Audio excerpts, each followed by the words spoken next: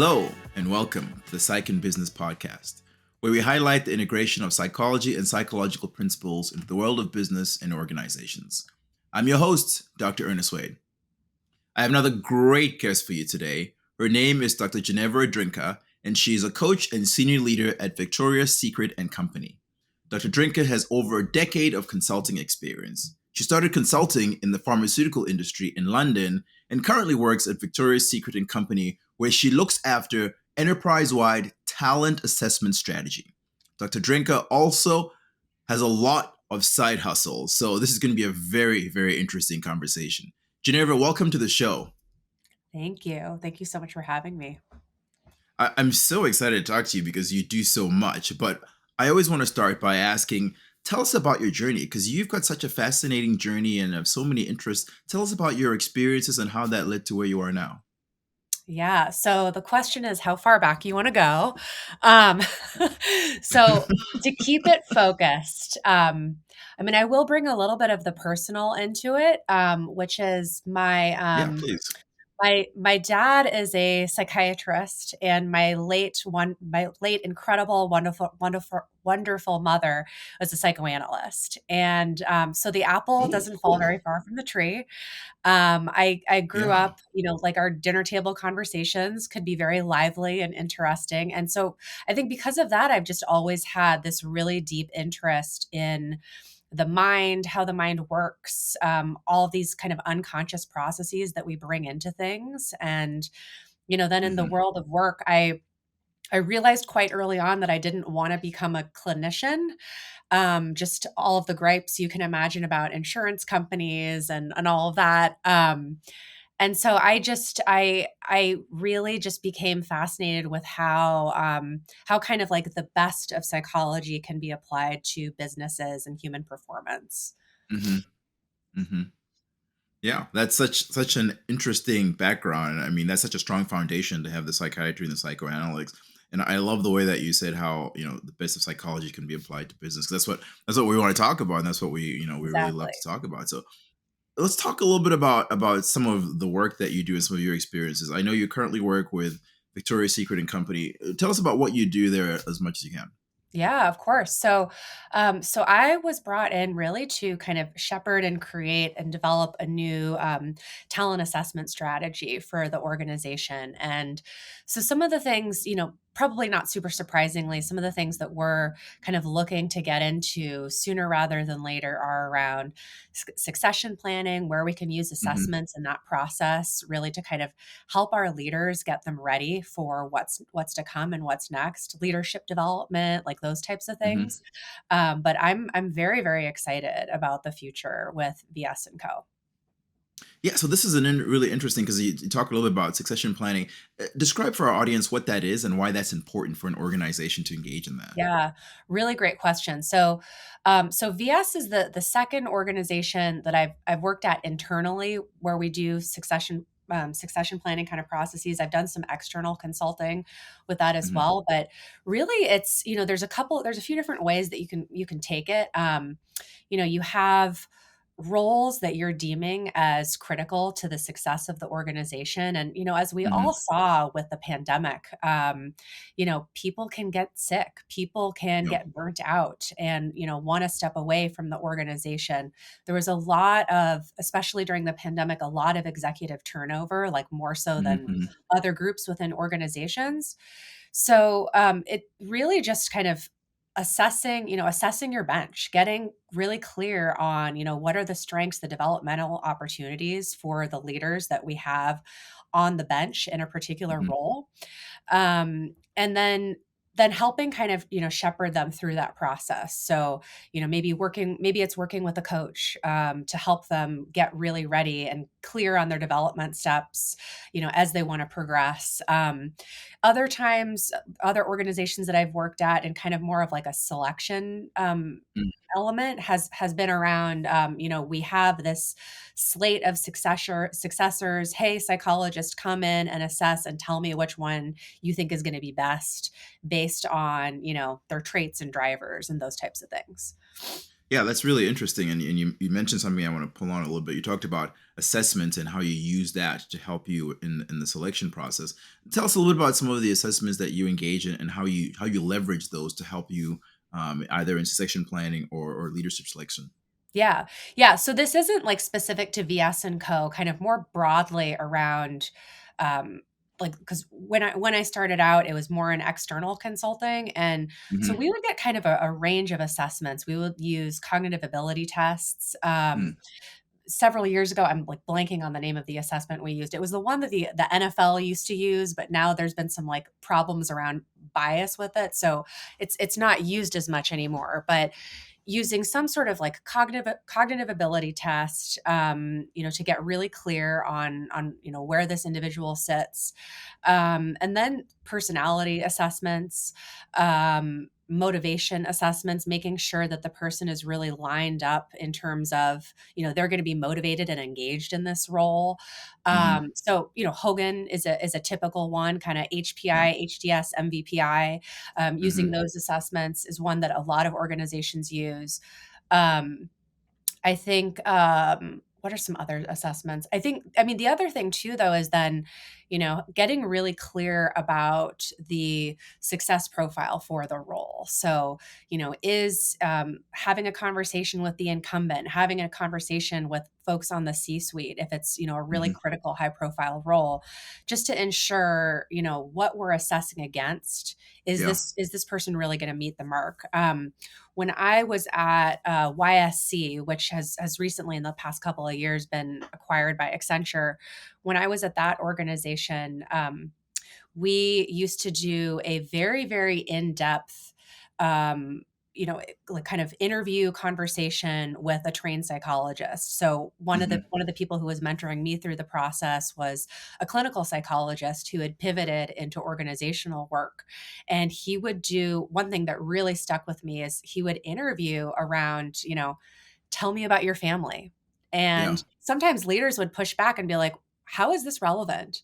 Hmm. And, he made clear, he was like, your family is the first team you were ever on, Oh yeah. and your dynamics in your family can tell me a lot about how you show up on a team and how you lead a team, how you can be a team player or not. So all of those Yeah. types of things, really interesting. I love that perspective, and it kind of fits into that psychodynamic approach of really trying to understand, who you are and how that impacts the organization. And I love that thought of your family as the first team that you've been Me on. too. I'm so used to assessments from a coaching perspective, but it sounds like this is a really different approach when you're doing it for selection. How do you use the material from the assessment? You mentioned the Hogan and stuff. How do you use that to help in selection? Because from a coaching perspective, you work with that individual. How do you use that in the selection process? Yeah, I'm definitely not as much of an expert on the selection end, like you. I like Hmm. and development all day. Like I'm kind of one of those people where, you know, I view everybody as developable to an extent, Hmm. right?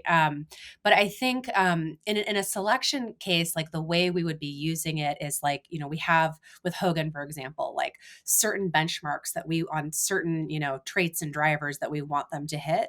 Hmm. Similar with like, kind of what's motivating them. Same with the cognitive ability. I remember there being like, if you're an executive, you need to be hitting 80th percentile on Yeah. whatever. So using it in that kind of way. And then, then from there, you have maybe a slate of like two or three potential successors, really just looking at all the trade-offs within the bunch of leaders that you have in front of you. Yeah, that's so interesting, and that fits right into the next thing I want to talk about, which is your focus on the application of science and being really evidence based in your work. And I know you did some research in your past with learning agility and team performance. Tell us about what you found there and why that's important. Yeah. Yeah, so my dissertation, which is crazy to me, I'm 6 years out from that. It feels like yesterday and also feels like it could have been 2 decades ago, um, with the pandemic kind of, Yeah, messing up warps all of our time. gauges of Yeah. time. Hmm. Um, but what I was looking at was really kind of, revisiting in a way Amy Edmondson's, team effectiveness, Teaming. team Hmm. psychological safety model, and really kind of slotting in this definition of learning agility and like how we were measuring learning agility, because she outlined things as like learning behaviors, and they were a little Hmm. bit more vague, 20-25 years ago. Now, as there's been a lot more research, we had this 7-factor model that we were using to kind of slot in there. But essentially, not super surprising, leaders who have a much more growth mindset, less of a fixed mindset, leaders who Hmm. are able to engage in coaching behavior, Hmm. and coaching behavior can be as simple as just asking open-ended questions in conversations and not jumping to conclusions. Leaders who do that were much more likely to create this psychologically safe relationship with a subordinate, and then drive the subordinates learning agility and ultimately their performance. So yeah, that's what we found. That's really interesting, and I've had some leaders where they feel like they need to know everything, right? And so they don't want to appear as if they need to be taught. And so how do you balance that? How do you help leaders balance that with the thought that I'm leading, I need to know everything, I need to be the expert in everything, versus creating that learning environment where you're open and flexible and agile to learning? Oh my gosh, that's such a good question, and definitely something that I think about, like, if not daily, I think about it weekly. This is, I think this kind of gets into a broader thing around, when you're a clinician and working with a patient, they come to you because they know that they need some sort of help.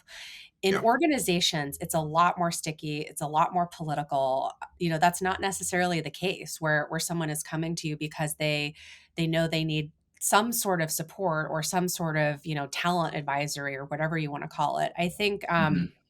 I've worked with a range of leaders. It's interesting because I definitely see the most success in the ones who are more likely to be humble, have some sense of vulnerability, Hmm. and can kind Hmm. of get into that space. I think Yeah. it is harder for leaders, when they're kind of, my dissertation advisor, Warner Burke, used to kind of refer to this element of our learning agility model as, you can't be a defensive person if you want to be successful. And unfortunately, that's something, we see in a lot of leaders today, and they've been able to rise to that level, but are they necessarily like meeting the demands of 21st century, incredibly change agile leadership? Yeah. Yeah, and I think that's you made such a great point there, in that things have changed, especially since COVID, and things are continuing to change, that leaders really need to be adaptable, and they need to be agile, and they need to help their organizations be agile and adaptable. You've worked in so many great companies. I know you've worked at Nike, obviously at Victoria's Secret. What have you noticed from a culture perspective as to how things are changing at these large Mm, organizations? it's a really good question. I I want to be optimistic, but at the same time, I'll also say I just finished reading a book last weekend, Kara Swisher's Burn book. It's a tech love story, and it's all Hmm. about, in a lot of ways, it's kind of the history of the internet, but a lot of these long-standing relationships that she has cultivated over a couple of decades with tech leaders. And reading that, it gave me a lot of pause around, I think there's this sort of entrepreneurial kind of profile of leader who is Hmm. maybe much more likely to be really change agile and fluid and can flex and can, like be like sort of create conditions in which failure is okay, because failure is just, it's the part, it's a critical part and element of learning. But then on the other hand, I've just sort of, a lot of what she was saying really kind of mirrored with my experience. It's like where when leaders get to a certain level, it's like they can't, that fear of failure becomes so much greater. And that vulnerability, I think it's really, really hard to tap into, especially if you're a publicly traded company and you say Yeah. something and shareholders hear it, and it just amplifies across the ecosystem that you don't have your stuff together. So Mhm. um So I do hope that things are changing. I do hope that, this time since COVID, where, vulnerability and empathy seemed like they really mattered, at least in the kind of early days of the pandemic. But, Hmm. that is something that gives me a little bit of pause. Yeah. Yeah, absolutely. I mean, this is such a fraught time that leaders have to be very careful. And so I can completely appreciate that sense of anxiety and that fear that comes along with allowing mistakes to happen because you're so heavily punished for almost any mistake these days. So it's very hard for leaders, especially as you mentioned in those publicly traded companies. I Yeah. want to talk a little bit more about something that you mentioned in terms of technology and startups. I know that one of your side hustles is working with startups, and you work with one of the startups now, Genius Mesh, I think is what it's called, Mhm. and you work with some of the leaders there.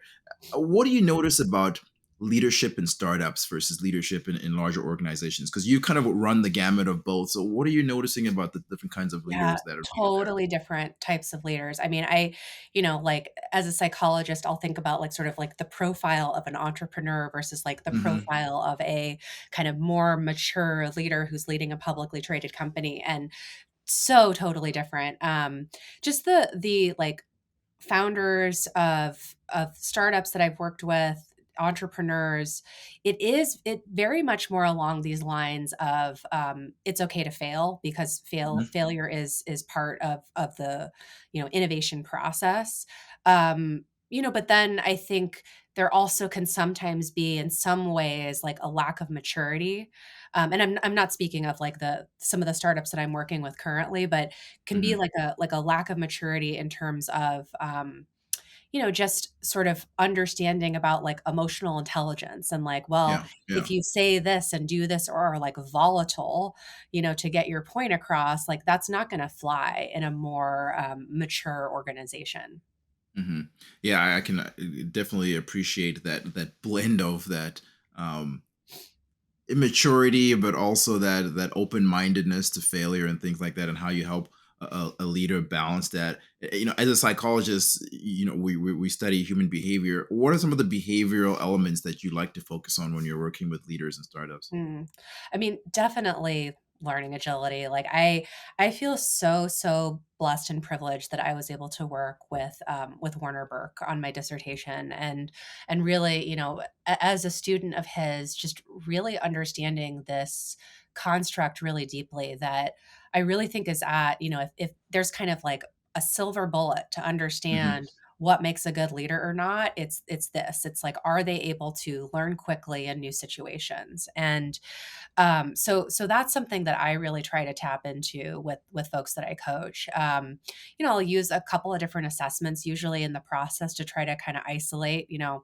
Learning agility is really highly correlated with openness to new experience, that the Hmm. Hmm. personality trait. And there's, an element of overlap around conscientiousness as well. Some element of overlap around extroversion, although kind of more like the social components of extroversion, less so like the Yeah. drive components. Hmm. And so when I have a leader go through an assessment, that's something that I'm kind of starting to look for. But then also, helping them kind of understand like, how can you create a learning plan? Even if this is something that's not supernatural to you, how do you learn best? How do you feel Mm. comfortable learning? And really kind of latching on to that to help them then grow and seek feedback. I mean, that's like the number one thing that, seek how can you seek feedback Yeah. without being defensive? Yeah. And I think that's such an important thing, especially as a leader, because especially the higher you go in leadership, the more isolated you get, the harder it is to get that open and honest feedback. And so I really appreciate that you work with the leaders to help them engage in some self awareness as to where they are in terms of their learning ability, and then give them a plan to help improve that. Am I hearing that correctly? Yes, definitely. Now, I know you've also done a lot of your other side hustle is that you have your own executive coaching practice, and you've done a lot of work internationally. So, how does culture play into this? Do you see Mm. this learning agility as being important, regardless of what culture you're in? And are there different cultures that are more attuned to that versus not? Really good question.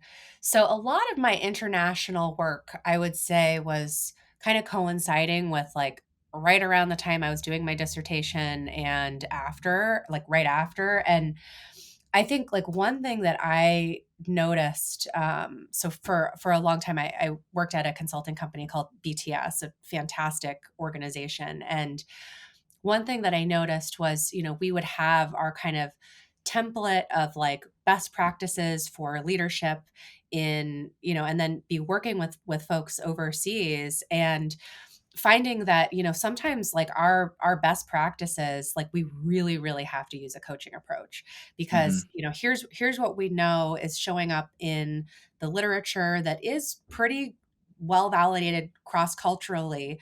Yeah. However, if I'm telling somebody in a country where there's like high power distance, where they're it's not as collaborative and like a little bit more kind of, tell me what to do, and Hmm. telling them that they need to be like super open and collaborative, and it's not always going to fly. So Yeah. I think for Culturally. Yeah. me, yeah, and so just sort of learning like, okay, this is what I can tell you from my perspective that I know works based on the data, based on the literature, knowing that the data in the literature does skew a little bit more, developed Western countries. Hmm. But what do you think? How could we make this work in your culture? Like, how could we make this work in your organization? What Hmm. nuggets of this do you think resonate and you can kind of carry forward? So that's really kind of the approach that Yeah. I would take. I love what you're saying there. I'm such a big proponent for standing. I say standing on the shoulders of others, giants who've come before, and that's through research, right? People who have done research are the shoulders that we stand upon. And I love your approach of taking that data and turning it into information that can then be siphoned and figured out how can we make this work for us in our environment, right? Not just taking it as it is, but understanding the context that's important as well, and how that will relate in the specific context that you're in. Yeah. Ginevra, we could go on and on. We've covered so much information in just a short amount of time, but I want to be respectful of your time. How do people reach you if they want to follow the conversation, get your services? What's a good way of contacting you? Yeah, LinkedIn. I'm it's funny. I'm not really on much social media these days except for LinkedIn. Hmm. I have a website. It's just www.ginevadrinka.com. But LinkedIn really is the best way to reach me. So, yeah. So I always want to take advantage of the experts that we have on the show and ask, what's a tip that you can share with businesses, organizations, leaders, especially in this time that we're in? Yeah. I I really think that the most undervalued skill in leadership is active listening. Mm, So, any kind of influence, if you're working in an organization as a consultant in kind of a talent management space or organizational psychology space, any kind of influencing that you can do around that. I realize that's kind of hard, like telling someone to listen better.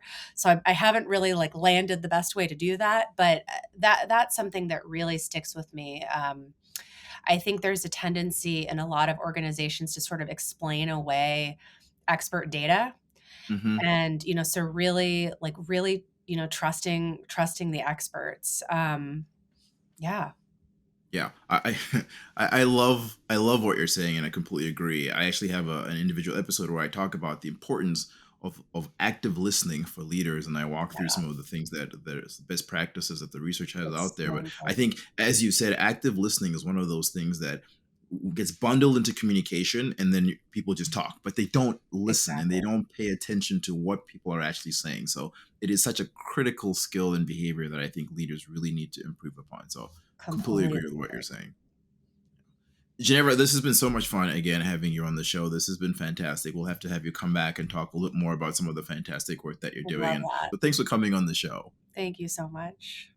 Great. And to our listeners, thanks for listening. We hope you will join us again next time.